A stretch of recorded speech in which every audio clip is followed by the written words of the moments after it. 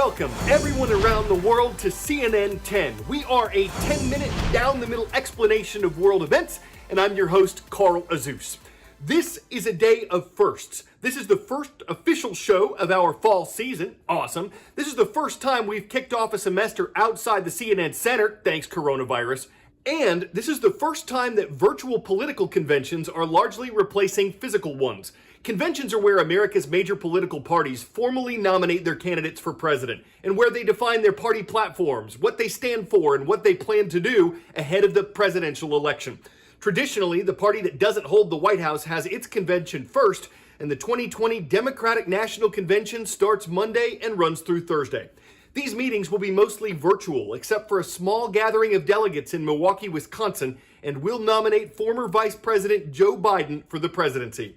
The 2020 Republican National Convention will meet next week from Monday through Thursday. These meetings will also be largely virtual, except for a scaled-down event in Charlotte, North Carolina, and will nominate incumbent President Donald Trump for a second presidential term. These unusual online events in an unusual year will be a test of technology and for the parties to galvanize voter support when they're not gathering by the thousands in person. Here are my delegate credentials. This is my favorite catch, is my Donald Trump bobblehead. We can't do it like we did in 2016. That's just not realistic. With the ongoing coronavirus pandemic, the 2020 political conventions will be dramatically different. But it's not the first time conventions have undergone a major redesign. Especially if a party loses, the party then changes its rules. The convention process is sort of always evolving. Conventions started in the 1830s as an attempt to make the presidential nomination process more democratic and transparent. Delegates represent the different states and vote on the nominee. 17 votes for Governor George Bush of Texas. In early conventions, delegates were handpicked by party bosses and could vote on the candidate of their choice. But the process could be a little messy, often requiring dozens of ballots to select a nominee. There were boos and heckles, even fistfights. The convention, maybe in general you might say that they were more exciting. Certainly they were more unpredictable. With his mother and one of his sisters, he received the cheers of the convention. The 1960s paved the way for the political events that we recognize today. 1960 was the first year where voters influenced the nomination through the primary process, overruling the party establishment. And we shall win. Both parties faced challenges throughout the decade. In 1964, the fight over civil rights for Black Americans was one of several issues that divided the Republican Party and their convention. And then there was the Democratic Convention of 1968 in Chicago, where police attacked anti-Vietnam War protesters. What do you do after you have a convention that, shows a good deal of dissent and division in your party? My name is Jimmy Carter, and I'm running for president. Parties made reforms like making delegates vote according to the primary election results, paving the way for the modern convention. I accept your nomination for the presidency of the United States. Some may debate their importance, but the parties use conventions to vote on their priorities. We can make the right choices and meet the challenges that face us. To boost rising political stars and build enthusiasm for the nominee and the party. You need to excite the people who are going to get out and work and knock doors. And there's hope for a post-convention bounce, a bump in the polling that may propel the nominee to the Oval Office. I still believe in a place called hope. The biggest bounce in recent history was in 1992, when Bill Clinton gained 16 percentage points. To have a big convention is not the right time. It's anyone's guess if 2020's mostly virtual conventions will produce similar bumps, but the delegates are still committed. People are excited to elect Joe Biden. That's really the point of the convention. I don't care if I have to walk around with a spacesuit on. I'm going to do whatever I can do to convince or to inform voters in my district that Trump is the best candidate.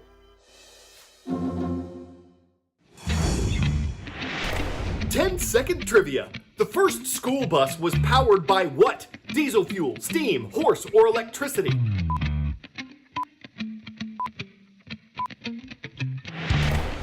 A school bus designed in 1827, was a large horse-drawn carriage.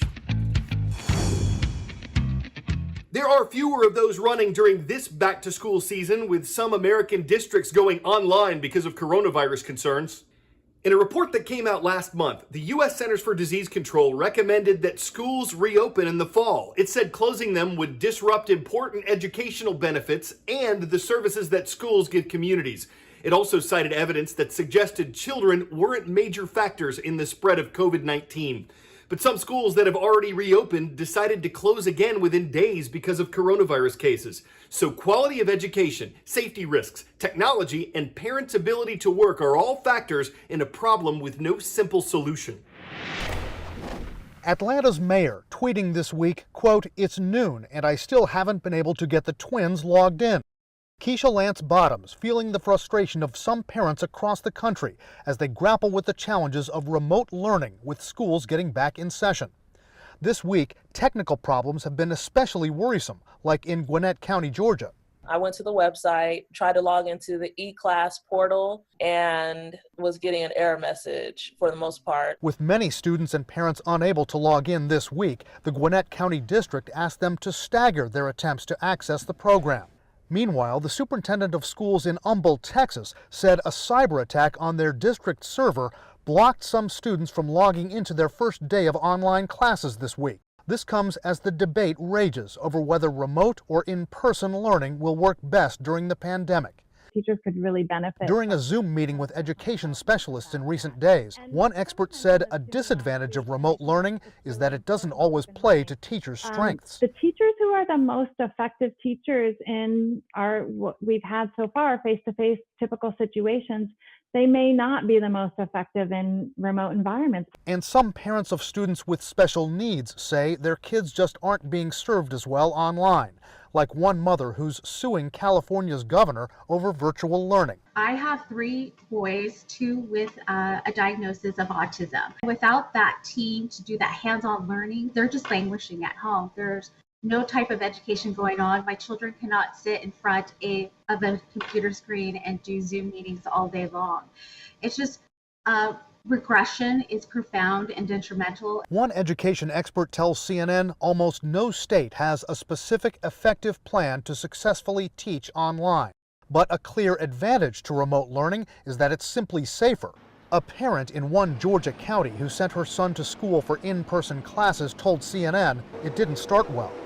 The second day of school, my son said to me, "Mom, I don't feel safe. We're not social distancing. There's no precautions being taken to keep us safe." And sometimes it appears remote learning can keep some top teachers in the fold. One chemistry teacher in Arizona told CNN he was given no option but to teach in person, so for his family's safety, he resigned. A lot of us would have stayed if we had had that option, or if we had even had some kind of hybrid option to where we had smaller class sizes. We would have had a lot of us stay.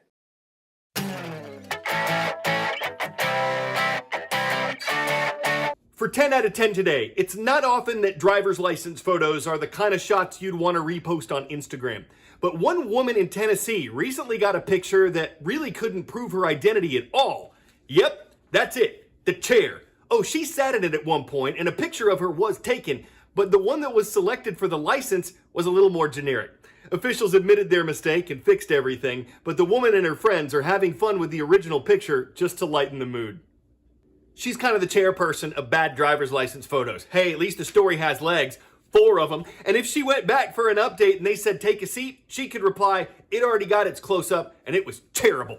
I'm Carl Azuz for CNN 10. We've got Green Valley High School watching today, so shout out to our viewers in Henderson, Nevada. We'll see you tomorrow for more CNN.